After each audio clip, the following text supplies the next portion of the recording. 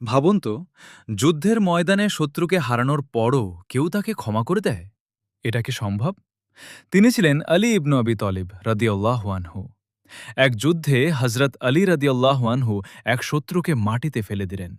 ঠিক তখনই সেই ব্যক্তি রাগে তার মুখে থুথু ছুড়ে দেয়।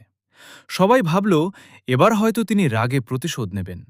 কিন্তু অবাক করা ঘটনা, আলী রাদিয়াল্লাহু আনহু সঙ্গে সঙ্গে তাকে ছেড়ে দিলেন।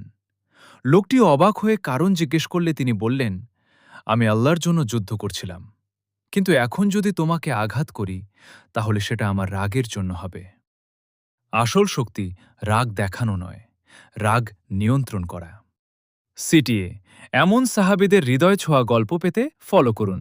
একটা ছোট্ট অনুরোধ, আপনি যদি ইসলামিক, আবেগী আর মোটিভেশনাল ভিডিও পছন্দ করেন, তাহলে এই চ্যানেলটা আপনার জন্য। প্রতিদিন নতুন নতুন ভিডিও আপলোড করা হয়, যেগুলো হয়তো আপনার মন বদলে দিতে পারে। তাই এখনই চ্যানেলটা সাবস্ক্রাইব করুন, আর ভিডিও ভালো লাগলে একটা লাইক দিয়ে পাশে থাকুন। ধন্যবাদ।